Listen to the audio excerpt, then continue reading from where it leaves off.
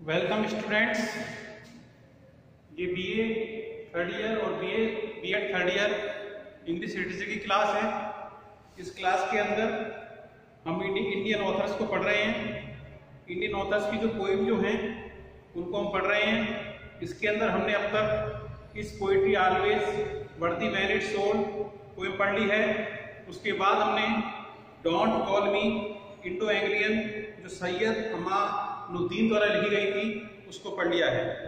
आज हम इसी क्रम को आगे बढ़ाते हुए तीसरी पोइम पढ़ेंगे जिसका नाम है फ्रॉम होम कमिंग। पोइम का नाम है फ्रॉम होम कमिंग और इस पोइम को लिखा गया है आर पार्थ सारथी द्वारा। पोइम का पोइट कौन है? आर पार्थ सारथी। इस पोइम के अंदर पोइट क्या कहना चाहता है, जो क्रिटिक जो होता है उसके बारे में बताने की कोशिश कर रहा है। एक व्यक्ति जो होता है उसके क्रिटिक आप समझते ही होंगे। क्रिटिक वो होता है जो लोगों को क्रिटिसाइज करता है, दूसरों की आलोचना करता है। एक क्रिटिक के बारे में बता रहे हैं। और एक दूसरी बात जो इसमें बताई जा रही है, एक पोइट, कोई व्यक्ति यदि पोइट बनना चाहता है तो वो पोइट कैसे बनता है। ये एक व्यंग्यात्मक कविता है। पोइट ये कहना चाहता है कि पोइट बनने के लिए जो टैलेंट जो होता है वो इनबॉर्न होता है, जन्म से ही होता है। कुछ पोइट ऐसे होते हैं या कुछ राइटर्स ऐसे होते हैं जिनके अंदर टैलेंट नहीं होता है, फिर भी वो पोइट बनने की कोशिश करते हैं। तो पोइट आर पार्थ सारथी कहना चाहता है यदि आप पोइट बनना चाहते हैं तो आप में टैलेंट होना चाहिए। टैलेंट का मतलब आपके अंदर क्रिएटिविटी होनी चाहिए। यदि आपके अंदर क्रिएटिविटी है, आपके अंदर टैलेंट है तो ही आप पोइट बन सकते हैं। लेकिन बहुत से लोग हैं जो दूसरों की कृतियों को चुराते हैं, दूसरों की कृतियों की रचनाओं को इधर उधर उनमें फेरबदल कर देते हैं और उन कृतियों को अपने नाम पर छापते हैं। इस तरह पोइट क्रिटिसाइज कर रहा है कि मतलब पोइट बनने के लिए क्या क्या चीजें चाहिए। इसमें एक उदाहरण दिया गया है। हम एक एक लाइन अभी इस पोइम की पढ़ेंगे तो आपकी समझ में आएगा कि वास्तव में इस पोइम के अंदर क्या है। तो ये पोइम जो है एक पोइट के लेकर है। यदि कोई व्यक्ति पोइट बनना चाहता है तो पोइट कैसे बन सकता है।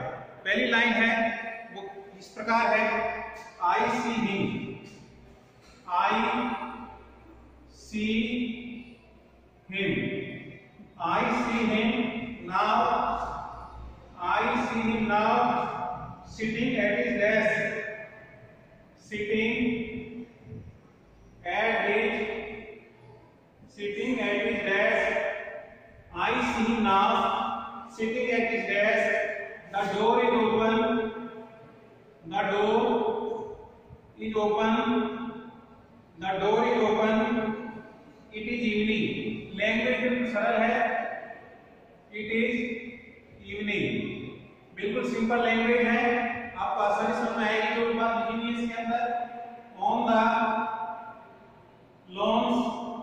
On the lawns, the children play.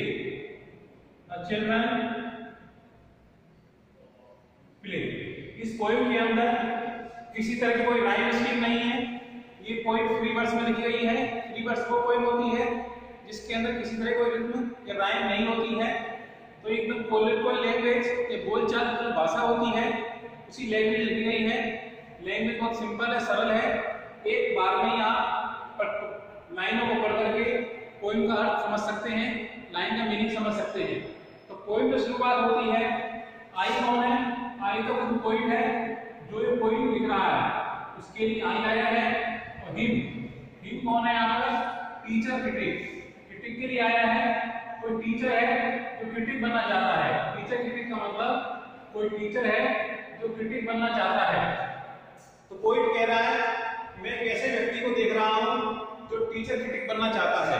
पहले टीचर है, टीचर और वो क्रिटिक बनना चाहता है। मैं ऐसे व्यक्ति को देख रहा हूं जो अपने जीवन में एक क्रिटिक बनना चाहता है। Now sitting at his desk. अब वो कहां बैठा हुआ है? क्रिटिक। क्रिटिक बैठा हुआ है अपनी डेस्क के पास। डेस्क के ऊपर नहीं बैठते, डेस्क के ऊपर लिखते हैं। चेयर पर या स्टूल पर बैठते हैं। तो अपनी टेबल के पास वो बैठा हुआ है। नेक्स्ट लाइन में उसके घर का डोर जो है ओपन है। उसके घर का डोर जो है वो ओपन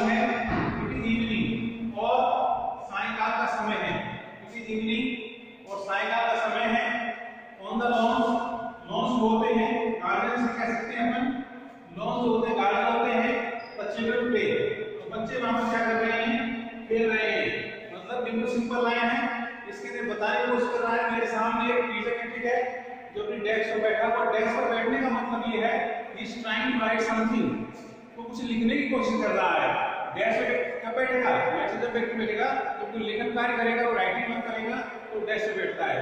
तो कोई ऐसे व्यक्ति को देख रहा है जो अपने जीवन में टीचर क्रिटिक बनना चाहता है और अपने डेस्क के ऊपर बैठा हुआ है, उसके घर का दरवाजा ओपन है, सायंकाल का समय है, लॉन्स के ऊपर बच्चे जो है खेल रहे हैं। ये बता आपके सामने आगे की लाइन है, बिल्कुल सरल है। अगली पंक्तियां पढ़ते हैं अपन।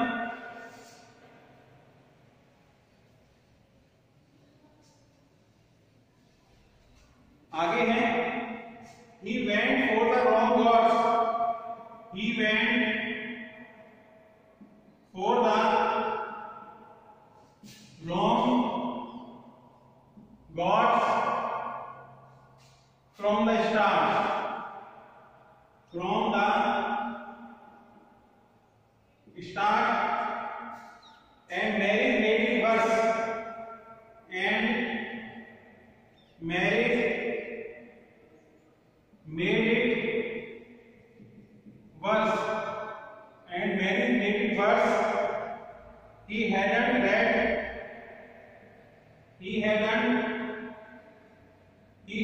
read his Greek poets well. His Greek poets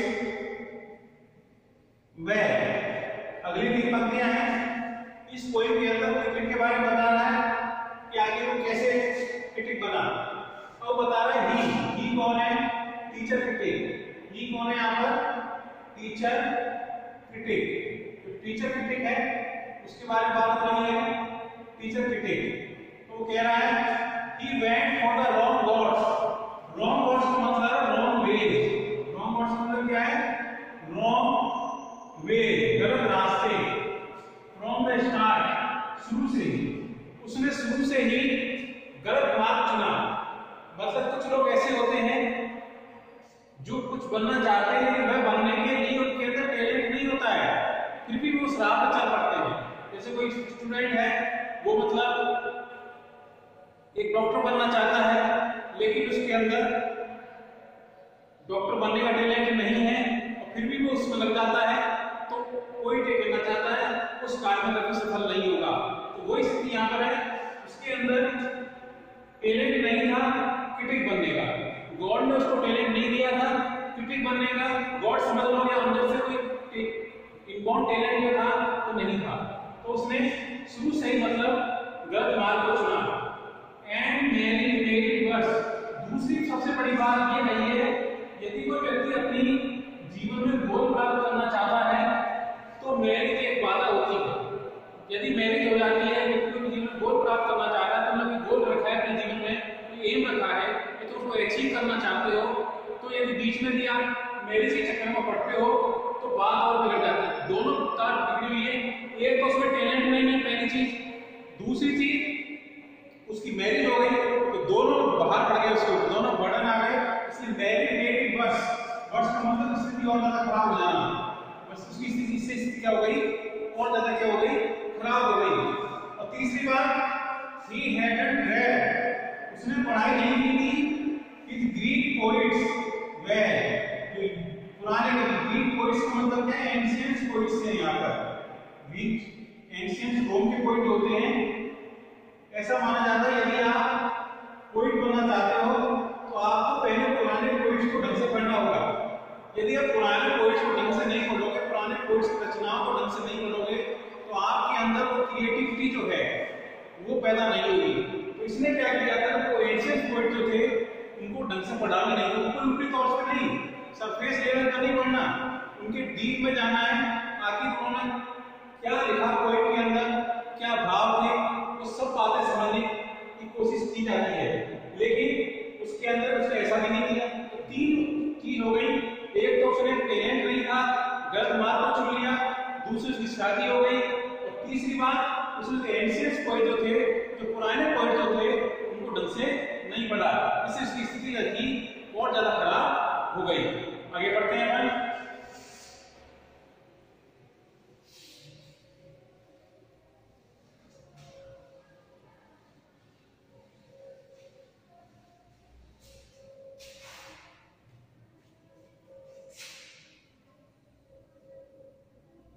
better, better to bury a woman, better to bury a woman than marry her, than marry her। ये महिलाओं के बारे में गलत धारणा है इसकी, आप पुराने माने, लेकिन लेकर कह रहा है कि यदि आपके जीवन में कोई स्त्री आती है तो आपका टैलेंट जो बढ़ता हुआ टैलेंट जो है वो रुक जाता है। जो ग्रोथ आपकी होनी चाहिए थी वो ग्रोथ जो है वो नहीं हो पाती है। तो महिलाओं के बारे में क्या कहता है, ये टैलेंट के व्यक्ति के जीवन में जो महिला आती है वो शादी कर लेता है तो सबसे बड़ी बाधा बन जाती है। तो क्या है, better to bury a woman, बरी का मतलब दफनाना, वुमन मतलब महिला, देन मैरी, यदि स्त्री से वुमन से शादी करने से ज्यादा बढ़िया रहेगा इसको जमीन में गाड़ दो, जमीन में दफनी। मेरे विचार नहीं है, कोई के विचार है, कोई की इस पंक्ति मालिक ये कहना चाहता है यदि आप में टैलेंट बहुत ज्यादा है तो आप शादी करो, कोई दिक्कत नहीं। एक तो आप में टैलेंट नहीं है, ऊपर से एक अलग चीज आपके जीवन में आती है, अलग कोई व्यक्ति आता है तो इससे आपका ध्यान जो होगा वो क्या हो जाएगा, डिस्ट्रैक्ट हो जाएगा। तो दूसरे व्यक्ति आपके जीवन में आएगा, क्या होगा, इससे आपका ध्यान जो हो क्या होगा, डिस्ट्रैक्ट होगा। तो महिलाओं का कहना है कि एक महिला शादी करने से ज्यादा बढ़िया है इसको जमीन में दफना दो। यही तक एक लाइन, बाकी लाइन इसके आगे बढ़ते हैं हम। Now he teachers, now he teachers, यही है टीचर होना चाहिए वैसे यहाँ पर, लेकिन टीचर्स लिखा होगा, टीचर की कोई दिक्कत नहीं है।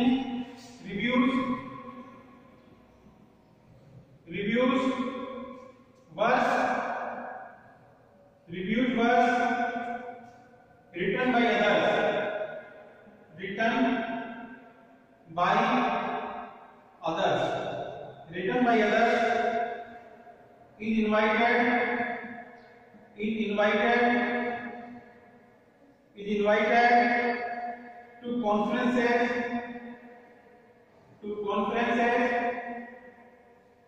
to conferences and attends them. How long it had taken him to learn.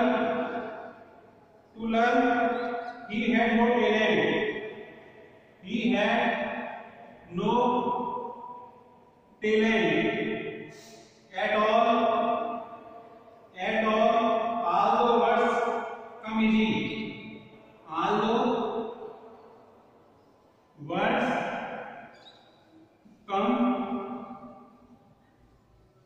यहाँ तक पढ़ेंगे अपन। तो आगे कह रहा है नाम है टीचर्स, आपको पढ़ाने का काम करता है, आपको पढ़ाने का काम कर रहा है, लेकिन साथ में क्या कर रहा है वो रिव्यूज का मतलब है समीक्षाएं।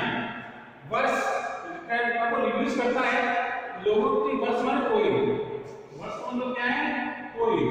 अब कौन सी कोई में, रिटर्न बाय अदर्स, दूसरों द्वारा लिखे जो कोई जो है, अब वो उसका क्या करता है, वो रिव्यू करता है, उसकी समीक्षा करता है।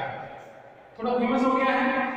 इनवाइटेड कॉन्फ्रेंस है, अलग-अलग कॉन्फ्रेंसेस होती हैं, सम्मेलन होते हैं, उसके अंदर उसको इनवाइट भी किया जाता है, अटेंड में, और उन कॉन्फ्रेंस के अंदर वो जाता भी है।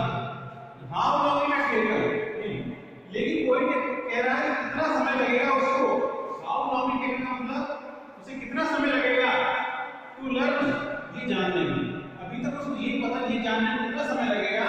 ही हैड नो टैलेंट, उसमें कोई टैलेंट है ही नहीं, उसमें कोई टैलेंट नहीं है, ये जानने में पता नहीं कितना समय लगेगा। वो समझ नहीं पा रहा है कि गॉड ने उसको टैलेंट नहीं दिया है, एट ऑल, मतलब बिल्कुल भी टैलेंट नहीं है। आल्दो वर्ड्स कम इजी, हालांकि शब्द उसके दिमाग में आते हैं, लेकिन केवल शब्दों से कुछ होता नहीं है। शब्दों के अंदर, शब्दों को अरेंज करना भी आना चाहिए, शब्दों के अंदर कुछ इमोशंस होनी चाहिए, कुछ सोशल मैसेज भी आना चाहिए उसका। ये सब चीजें उसकी कोई में नहीं है। आगे बढ़ते हैं अपन।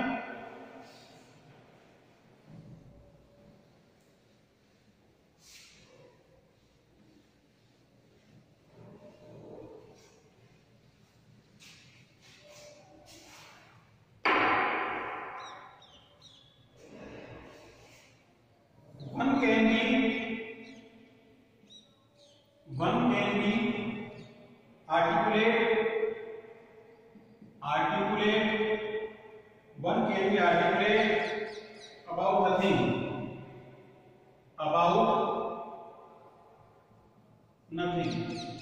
one can be articulate about nothing, or was it simply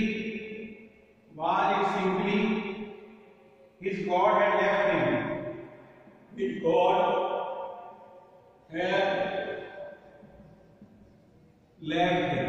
had left him. Articulate का मतलब express idea, articulate क्या होता है? Express idea, अपने विचारों को प्रकट करना। One can be articulate about nothing, कोई व्यक्ति अपने विचारों को प्रकट कर सकता है। Nothing मतलब कोई मतलब नहीं कि अपने विचारों को प्रकट कर सकता है। इसका मतलब aimless thoughts, कोई व्यक्ति aimless thought इसको मतलब निकाले meaningless thoughts होते हैं उनको प्रकट कर सकता है। वाली simply, लेकिन सर मतलब ये है कि God had left him, उसका God जो है वो God व्यक्ति को टैलेंट देता है, उसको छोड़कर जा चुका है। आगे बढ़ते हैं, सब ज्यादा मतलब नहीं है।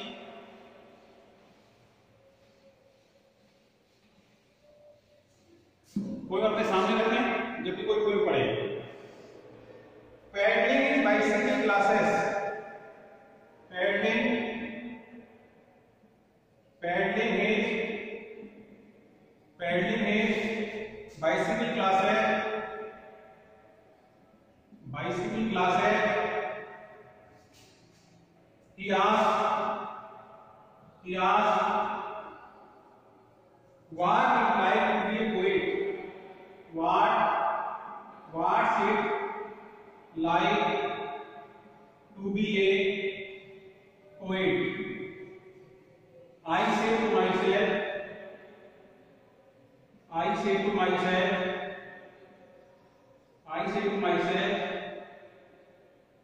the sun in a continuity. Paddling bicycle class है, अपने साइकिल पर जाते हुए, पैडलिंग साइकिल के अंदर गोइंग ऑन ए बाइसिकल, अपनी साइकिल पर जाते हुए यहाँ पूछता है, लोगों से पूछता है, क्या पूछता है? What's it like to be a poet? अरे पोएट बनने के लिए क्या करना पड़ता है? मैं पोएट बनना चाहता हूँ, मुझे क्या करना है? आई से टू माई, अपने स्वर में कहता है, आपके लिए पोएट बनने के लिए करना क्या पड़ता है? क्योंकि ढंग का पोएट नहीं बन पा रहा है। आगे बढ़ते हैं।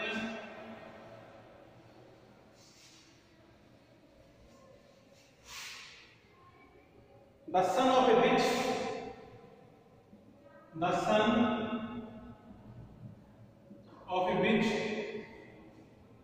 fattens himself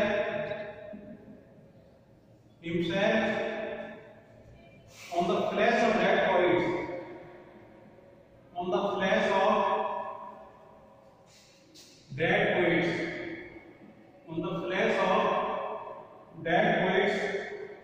lines his pockets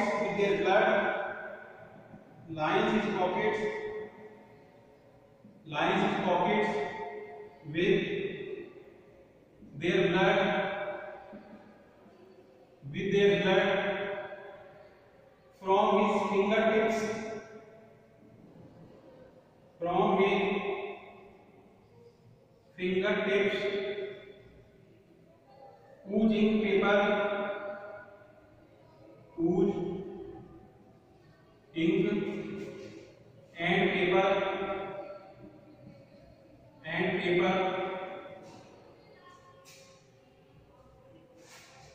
याद है। The son of a poet कह रहा है कि पोइट को गाली दे रहा है। विच का मतलब कुतिया। तो the son of a witch, ये पोइट है क्या? ये विच है, विच का बेटा है वो। fattens himself, जो अपना पोषण करता है on the flesh of that poet, flesh and mass, skin, जिसे अपन कहते हैं of that, जो मतलब पोइट बनने मरे हुए पोइट है, वे पोइट की दुनिया से चले गए, उनके स्किन के ऊपर अपना पेट पड़ता है। कहने का मतलब ये है वो पुराने पोइट्स की रचनाएं जो में पोइट मर गए हैं उनकी रचनाओं को अपना कहता है, उनकी रचनाओं को ले लेता है, कुछ लाइनें ले लेता है and lines his pockets with their blood. मेहनत उन्होंने की, पोइट मेहनत दूसरे पोइट ने की, उनकी खून को से अपनी जेबों को भर लेता है। इस फिंगर टिप्स उस उंगलियों से उन मन घिसना इंक एंड पेपर, फिर उस उंगलियों से इंक मन स्याही पेपर माने कागज के ऊपर रिश्ता। कहने का मतलब ये है उन लाइन में जो पुराने पोइट्स होते हैं उनकी रचनाओं को लेकर के उनमें थोड़ा बहुत फेरबदल करके वो अपनी रचना लेकर प्रकाशित करता है, ये होता है पोइट। ठीक है ना? आगे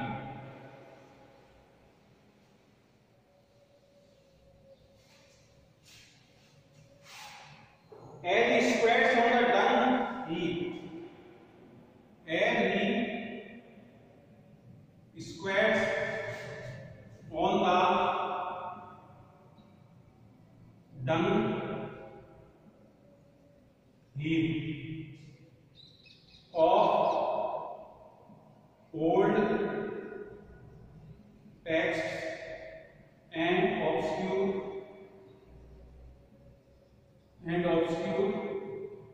commentaries, his eyes peel off, his eyes peel off, और his squats में बैठना और डंग हीप मतलब पूरा डंगी का गोबर का ढेर, गोबर के ढेर पे बैठता था। पुराने जो पोइट लोग हैं उनको अपना कहता है ओल्ड टेक्स्ट, पुराने टेक्स्ट होते हैं उनके ढेर पर बैठता है। ऑब्स्क्यूर कमेंट्री का मतलब वे कमेंट्री जिनके बारे में जानता नहीं है, जिसके बारे में जानता नहीं है उनको अपना कहता है कि आइज पील ऑफ का मतलब देखने की कोशिश करती है, आंखें उनको देखने की कोशिश करती हैं। जो पुराने कवि हैं जिन कमेंट्री को जानता नहीं है उनके वो अपना कहकर प्रस्तुत करना चाहता है। आखिरी लाइन है where would his eminence B,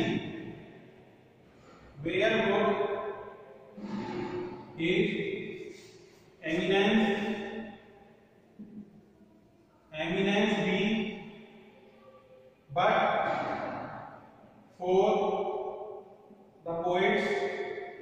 for the poets who splash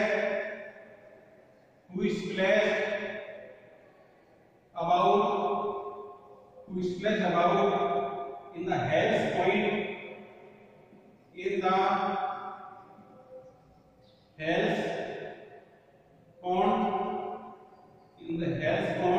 or burned at the Java Sea, or burned at the Java Sea।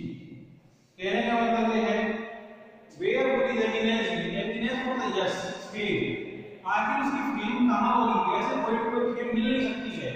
But for the poets who splash about in the Hell's Point and burned in the Java Sea, इसका मतलब ये है वो poet जो पुरानी literature है उसको अपना कहता है, उसको अपना कहकर अपने आप को आगे बढ़ाना चाहता है।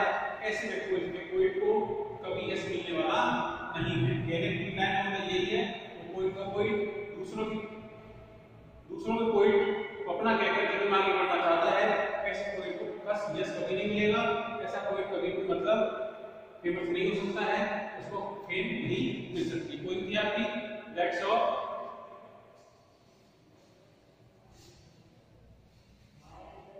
मुझे लगता है आपको समझ में आ गई होगी। फिर भी कोई दिक्कत हो तो आपके पास जो नोट्स है पहले उसकी समरी पढ़ें। आप समरी पढ़ने के बाद इसको भी पढ़ेंगे तो आपकी अच्छी तरह समझ में आ जाएगी। ठीक है, ओके, थैंक यू।